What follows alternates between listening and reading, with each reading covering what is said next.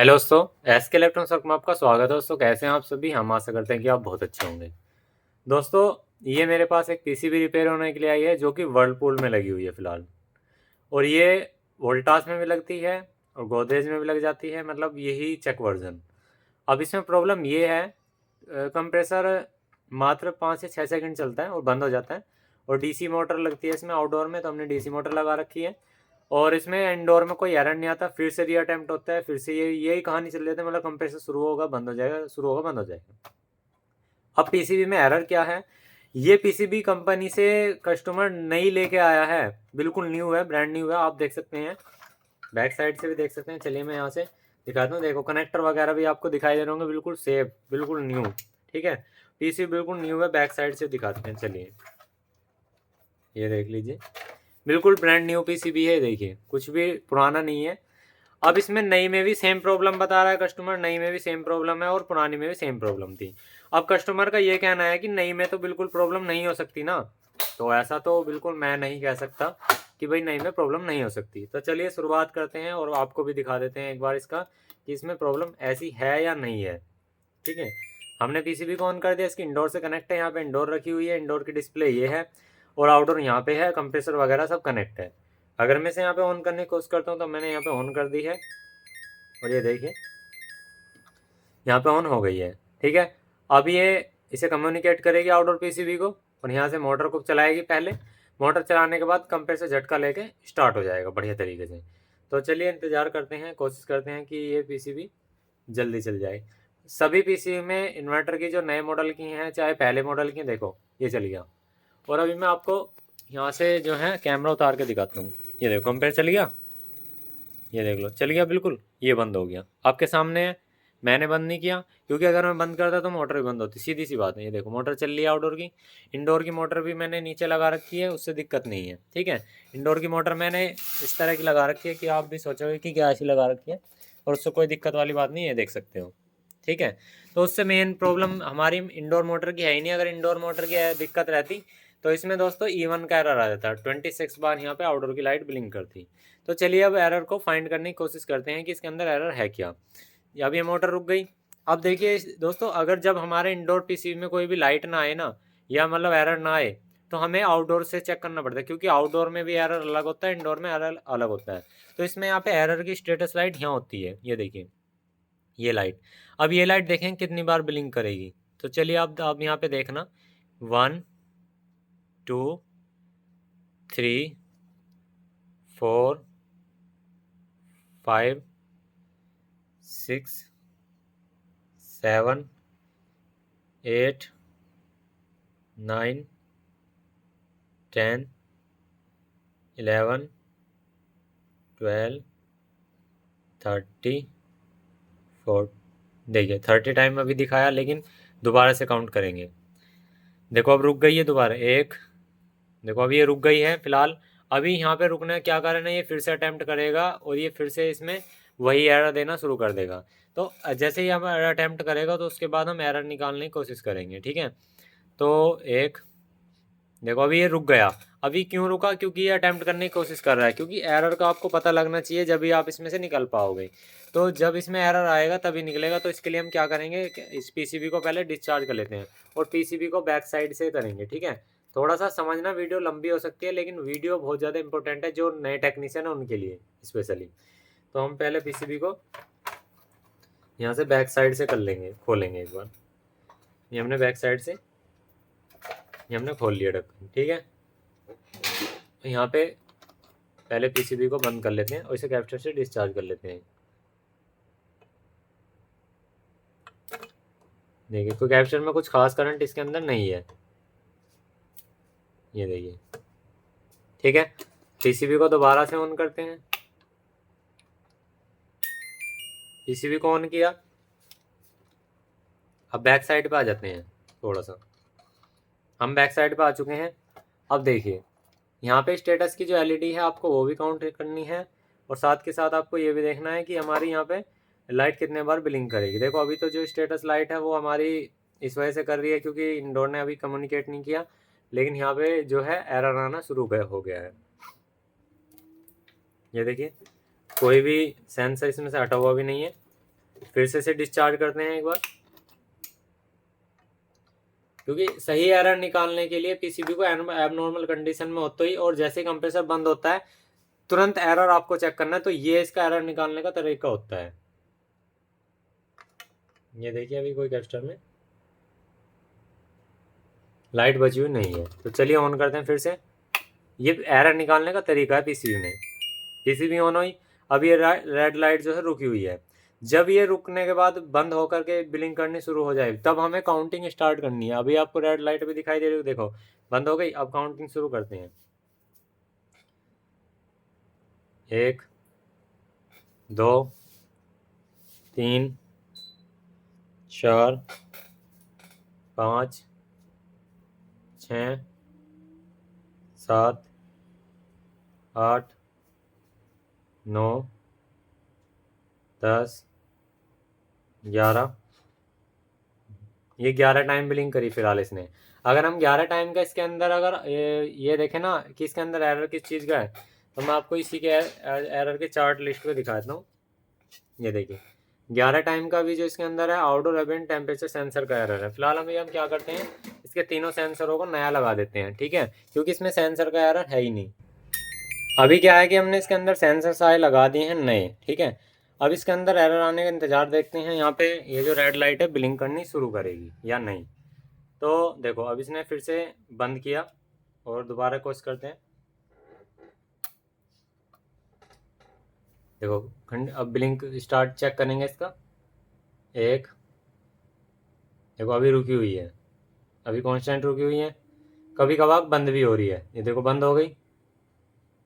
ये देखो अभी ये कभी बंद हो रही है कभी चालू हो रही है। देखो अब इसमें ये प्रॉब्लम कैसे आई क्यों आई, देखो मैं बताता हूँ। इसमें क्या हो रहा है कि कभी कभार की सप्लाई ऑन भी हो जा रही है कभी ऑफ भी हो जा रही है। तो सबसे पहले ऐसी कंडीशन में जब इसके अंदर एरर था तो इसके अंदर ये था कि 12 टाइम बिलिंग कर रही थी, तो हमने इसमें मोटर चेंज लगा दी थी, मोटर लगाई थी। उसके बाद इसमें एरर जो था 15 टाइम का था। 15 टाइम में क्या होता है, आउटडोर में या तो वो लो वोल्टेज है या वोल्टेज बहुत ज़्यादा हाई है। अभी क्या हो रहा है, यहाँ पे सिर्फ एक बार बिलिंग करके दिए बंद हो जा रही है, फिर कभी आ रही है फिर कभी बंद हो जा रही है। देखो अब ऐसी प्रॉब्लम के लिए सबसे पहले हम क्या करते हैं, जब आपको पीसी में बड़ी अजीब अजीब हरकतें लगने लगें तो ऐसी प्रॉब्लम में सबसे पहले हम सप्लाई को स्टेप बाय स्टेप टेस्ट करना शुरू करते हैं। तो सबसे पहले लाइव और न्यूट्रल को चेक करेंगे। यहाँ पे AC L लिखा हुआ है, यहाँ पे AC N लिखा हुआ है। तो यहाँ पे लाइव और न्यूट्रल पे ऑटो पे सेट करके देखेंगे वोल्टेज हमारे पीसीबी को मिल कितने रहे हैं एग्जैक्ट। तो यहाँ पे आप देख सकते हैं 183 184 मिल रहे हैं। इतने में कोई दिक्कत नहीं है, लेकिन चलिए हम इसे थोड़ा सा हाई पे लगा लेते हैं। इतने पे भी पीसीबी ऑन हो जाती है, कोई दिक्कत नहीं है। चलो थोड़ा सा वोल्टेज हमने हाई दिया इसे, चलिए कोई बात नहीं। अब हम फिर से AC लाइव और न्यूट्रल चेक करते हैं। अप्रोक्स 200 के आसपास इसे मिल जाएगी वोल्टेज। अब 201 वोल्टेज के आसपास मिल रही है। अब यही सप्लाई सीधी हमारी यहाँ से कोयल से, यहाँ से फ्यूज से ये पार हो गई और यहाँ पे हमारी इंडक्टर कोयल लग गई। इंडक्टर कोयल लगने के बाद डबल इंडक्टर कोयल लग गई। यहाँ पे आप देख सकते हैं ये लाइन बनी है। तो ये सीधी सप्लाई यही हमारी जा करके पीसीबी में यहाँ पर पे आ गई। तो हम यहाँ पर चेक कर लेते हैं। थोड़ी सी वोल्टेज फालतू मिलेगी क्योंकि हमने वोल्टेज बढ़ा दी है। यहाँ पे देख सकते हैं 231 वोल्टेज मिल रही है। अब ये वोल्टेज यहाँ पर जा करके आप देख सकते हैं यहाँ पर क्या होता है, यहाँ से यहाँ तक एक रिले लगी होती है, यहाँ से यहाँ तक एक रिले और साथ में पीटीसी। रिले तब ऑन होती है जब हमारी पीसीबी 1-2 सेकंड के लिए सप्लाई चली जाती है, कैपेसिटर चार्ज जाते हैं, ठीक है। अब वो रिले ऑन हो रही है या नहीं हो रही है वो भी देखना है। और यहाँ पे जो पीटीसी पे वोल्टेज आते हैं, क्या पीटीसी पे वोल्टेज रुके रह रहे हैं या नहीं, इससे यानी कि ये जो 2 पॉइंट यहाँ पे वोल्टेज के मिल रहे हैं ना हमें, ये जो 2 पॉइंट मिल रहे हैं, ये यहाँ पे जो AC लाइव और न्यूट्रल है ना वो डायरेक्ट आ रहा है यहाँ से लाइव और न्यूट्रल डायरेक्ट आ रहा है कोयल द्वारा, ठीक है। लेकिन डायरेक्ट हो गया एक तरह से सीधा, उसके बीच में कोई स्विचिंग नहीं लगा हुआ। अब स्विचिंग जो लगा हुआ है फिर यहाँ से सिस्टम हो गया, यहाँ स्विच लगा हुआ है यहाँ और यहाँ पे। और ये जो ये आपका एंड वाला पॉइंट है, ये देख सकते हैं ये सीधा आया और यहाँ से जंपर के निशान बने हुए हैं। ये जंपर लगा करके यहाँ पे गए। ये ब्रिज रेक्टिफायर लगा हुआ है 4 पिन का यहाँ पे ये। तो हमें ब्रिज रेक्टिफायर पे अगर वोल्टेज देखें तो बीच वाली पॉइंट पे हमें AC वोल्टेज वही मिलने चाहिए जो वोल्टेज हमारे यहाँ मिल लेते हैं। तो यहाँ पे हमारे कितने वोल्टेज मिल रहे हैं ये देख लेंगे, नोट करेंगे इस चीज़ को। 227 वोल्ट 227 29 के आसपास मिल रहे हैं, ठीक है। अब यही वोल्टेज हमारे एग्जैक्ट यहाँ मिलने चाहिए। तो अभी आप यहाँ पे देखेंगे, यहाँ पे AC के 46, 47, 54 वोल्टेज इस तरह से मिल रहे हैं। अब ये वोल्टेज हमें इतने कम क्यों मिल रहे हैं, ये चीज़ देखनी है। और ये वोल्टेज जब कैपेसिटर पे जाएंगे तो यानी कि ये जो वोल्टेज हमें 230, 35 आ रहे हैं, जो भी आ रहे हैं, यही वोल्टेज हमें यहाँ पर बढ़ करके मिलेंगे 300, 350 के आसपास। तो कैपेसिटर पे वोल्टेज चेक करेंगे आ कितने रहे हैं। तो ये देखिए डीसी के हमारे कितने वोल्टेज मिल रहे हैं, 83, 80, करीब 71, 59। ये देखो अगर इतने कम वोल्टेज मिलेंगे तो आपकी पीसीबी कभी बंद होगी, कभी एरर दिखाएगी, कभी कुछ एरर दिखाएगी, वो चलेगी नहीं। तो ये वोल्टेज हमारे कहाँ पे रुके हुए हैं, यहाँ पर हमारा एक पीटीसी लगा हुआ है, उसको ऑन कराने के लिए एक रिले लगी हुई होती है यहाँ पर। ठीक है, तो हम अब ये देखेंगे यहाँ तक वोल्टेज तो हमारी आ रही है, बिल्कुल ठीक आ रही है, ये देख सकते हैं ये। लेकिन इससे पार जा रही है नहीं जा रही है, तो ये यहाँ पर इस पॉइंट पे लगा के देखना पड़ेगा, दूसरे वाले पॉइंट पे। तो ये देखिए 52 वोल्टेज मिल रही है। और अगर इस पीटीसी पे ही हम वोल्टेज चेक करेंगे तो हमें 0 वोल्टेज मिलनी चाहिए, जबकि यहाँ पे 164 वोल्टेज मिल रही है। तो ये गलत है। ठीक है, तो हमारा प्रॉब्लम कहाँ हुई, हमारी ये जो पीटीसी पे लोड आ रहा है यानी कि रिले ऑन नहीं हो रही है। ये अगर रिले ऑन हो रही है तो इसको अंडर कॉन्टैक्टर चिपका नहीं रही है। तो अब क्या हुआ, हमें पहले एसी की जो यहाँ पे रिले लगी हुई है उसकी वोल्टेज भी चेक करनी है, क्या 12 वोल्ट रिले पे आ भी रही है या नहीं आ रही है। तो यहाँ पे ये दो पॉइंट देखेंगे, ये पॉइंट और ये पॉइंट जो है, ये पॉइंट और ये पॉइंट, ये हमारी रिले का है। और ये पॉइंट और ये पॉइंट जो है हमारे जो इस कॉन्टैक्टर को जोड़ता है। आप थोड़ा सा नज़दीक से आ जाएंगे जो कि आपको सही तरीके से दिखे। ये देखिए अब मैं मीटर को थोड़ा सा यहाँ रख देता हूँ। ये देखो मीटर भी दिखाई दे रहा होगा आपको, और अब आपको पीसीबी भी दिखाई दे रहे होंगे। तो ये आपके दो पॉइंट दिखाई दे रहे होंगे इस पीसीबी में, यहाँ पे ये दो पॉइंट होते हैं, इन पे 12 वोल्टेज मिलती है जब आपकी रिले ऑन होती है। तो अभी हमारी पीसीबी में बार बार ब्लिंक आ रहा है, लेकिन ये चल नहीं, देखो 12 वोल्टेज बिल्कुल परफेक्ट मिल रहे हैं। लेकिन यहाँ पे जो है बीप आना चाहिए था, जिस कंडीशन में यहाँ 12 वोल्ट मिल रहे हैं। तो देखिए बीप नहीं है, यहाँ पे वोल्टेज क्रिएट हो रहे हैं। इसका मतलब क्या है कि यहाँ पे ये जो कॉन्टैक्टर है रिले को आपस में नहीं चिपका रही। तो चलिए अब पीसीबी को खोल लेते हैं, यानी कि हमारा फॉल्ट मिल गया है। 12 वोल्ट तो जा रहे हैं रिले पे, लेकिन रिले जो है उसको वहाँ पे चिपका नहीं रही है, यानी कि इसे कॉन्टैक्टर को ऑन नहीं कर रही है। तो अभी हम क्या करेंगे, पीसीबी को तो ऑन करेंगे, लेकिन इसको यहाँ से रिमोट से ऑफ कर देंगे। रिमोट से ऑफ करने के बाद इतने हम पेज खोलेंगे ना, उसके बाद हम तार हटा देंगे, क्योंकि फिर हम डायरेक्ट अगर इसको चेक करेंगे ना ऑन करके तो ये तुरंत ही ऑन हो जाएगी। ठीक है, तो चलिए हमने सारे यहाँ से ये पेज खोल लिए। ठीक है, इसको भी निकाल लेते हैं यहाँ से, ये बड़ा टाइट निकलता है। ये भी निकाल लिया हमने। अब हम पीसीबी को यहाँ से बंद कर देंगे। थोड़ा सा जूम आउट करते हैं, अब आपको प्रॉपर दिखाई देगा। अभी यहाँ से हम क्या करेंगे, इसको मोटर को निकाल दिया, यहाँ से कंप्रेसर को निकाल दिया, यहाँ से सेंसर के कनेक्टर को निकाल दिया। ठीक है जी, इतना काम करने के बाद हमारी पीसीबी जो है यहाँ से बाहर निकल जाएगी।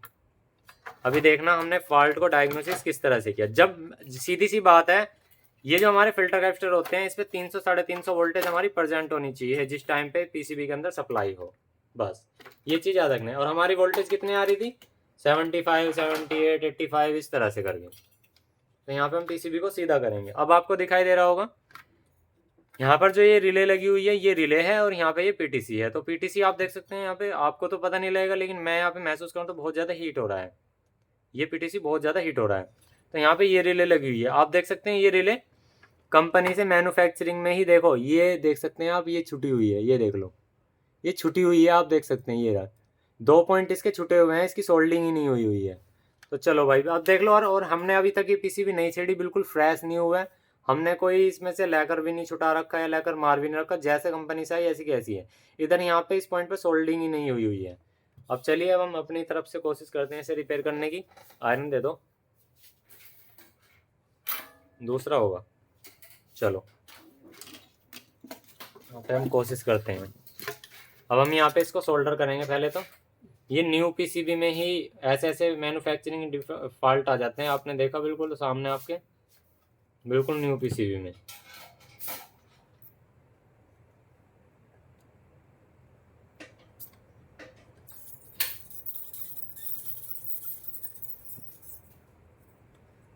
तो कभी भी हम नई पीसीबी पे भी अब भरोसा नहीं कर सकते, क्योंकि कंपनी पता नहीं कैसा बना करके दे रही है, हमें भी नहीं पता। तो देखा आपने, बिल्कुल न्यू पीसीबी के अंदर भी फॉल्ट आ गया। तो ये देखिए अब हुई है इसकी सोल्डिंग, ये देख लो। अब कस्टमर भी क्या करे यार और टेक्नीशियन भी क्या करे, जब नई पीसीबी के अंदर ही फॉल्ट आया तो वो तो ये सोचेगा कि यार कंप्रेसर ही ख़राब हो रहा होगा, कंप्रेसर ही बदल दो इसका, वो तो ये सोचेगा। लेकिन जब तक आप सही तरीके से किसी चीज़ को डायग्नोसिस नहीं कर पाओगे ना, अगर आप एसी का काम करते हैं ना, तो भाई इन्वर्टर एसी का पीसीबी का आपको काम सीखना ही पड़ेगा अब, इससे पहले काम नहीं चलेगा, नहीं तो आप फील्ड में मार खाओगे इन्वर्टर एसी में खास करके। तो अब हमने कनेक्टर लगा दिया और यहाँ पे डीसी का कनेक्टर भी लगा देंगे। भाई नई पीसीबी के अंदर ऐसा फॉल्ट मैंने पहले बहुत बार कर चुका हूँ ऐसे पीसी फॉल्ट में रिपेयर, तो कोई ज़्यादा बड़ा फॉल्ट नहीं है। अब हमें उम्मीद है कि कंप्रेसर रेगुलर चले इसके अंदर। तो पीसीबी ऑन करी, ये देखो अब आउटडोर में जो रिले की आवाज़ आती है ना वो भी आई, पहले रिले कोई आवाज़ ही नहीं थी, कोई कॉन्टेक्टर ही नहीं मिले हुए थे। अब यहाँ पे वोल्टेज नए देख लेते हैं कितने आ रहे हैं। मेन फिल्टर पे हमारे अप्रोक्स 280 से प्लस होने चाहिए, वो भी डीसी में। तो भाई ये देख लो 311 वोल्टेज मिल रहे हैं अब जो यहाँ पे हमारी वोल्टेज मिल रही थी वो देख लेते हैं, वोल्टेज तो नहीं मिल रही अब यहाँ पे बीप आना चाहिए कायदे में। तो ये देखो बीप आ रहा है, बिल्कुल परफेक्ट है। अब ये वोल्टेज जो हमारी ब्रिज रेक्टिफायर पे कितनी मिल रही थी, 70-80 मिल रही थी, वहाँ पे हमारी 220-30 के आसपास मिलनी चाहिए अब। तो ये देख लो 220 से वो 230 के आसपास बिल्कुल परफेक्ट वोल्टेज मिल रही है, देखिए बिल्कुल परफेक्ट वोल्टेज है, कोई भी दिक्कत नहीं है। और यही सीधी कैप्चर पे घूम करके अब बिल्कुल पूरी आ रही है, ये देखिए डीसी के 312। चलिए अब पीसीबी को ऑन कर लेते हैं। पहले तो पीसीबी बार बार बंद चालू हो रही थी, मोटर चल गई है और कंप्रेसर चलने का इंतजार देखते हैं। ये देखिए भाई कंप्रेसर चल गया, अब देखते हैं कितनी देर चलता है। पहले 2-4 सेकंड ही चल रहा था भाई, आपने देखा भी था, कभी 2-4 सेकंड, तो कभी पीसीबी ऑन ही नहीं हो रही थी, कभी रेड लाइट ब्लिंक कर रही थी, कभी कुछ कभी कुछ। अब देखो ये कंप्रेसर भी चल रहा है बढ़िया तरीके से, ये देख लो आपके सामने लाइव है। अब इसमें फॉल्ट क्या था, इसमें फॉल्ट ये था कि जो हमारा यहाँ पे सॉफ्ट स्टार्टर था, सिर्फ सॉफ्ट स्टार्टर पे लोड रह जा रहा था, रिले उसे पास नहीं कर रही थी लोड को। और जब तक रिले पास नहीं करेगी, जब तक हमारे कैप्चर पे वोल्टेज पूरी नहीं जाएगी, तो सर्किट को ये लगेगा या तो वोल्टेज लो है या ज़्यादा हाई है, तो वो आईसी सेंस करके उसमें प्रोटेक्शन का एरर दे देगी। और कभी कभार इतनी वोल्टेज लो हो जा रही थी कि ये वोल्टेज को सेंस भी नहीं कर पा रही थी, तो इस वजह से हमारी पीसीबी नहीं चल रही थी। अब देख सकते हैं पीसीबी परफेक्ट तरीके चल रही है। तो वीडियो अच्छी लगी तो एक लाइक कर देना, और चैनल पे आप नए हो तो सब्सक्राइब जरूर करना।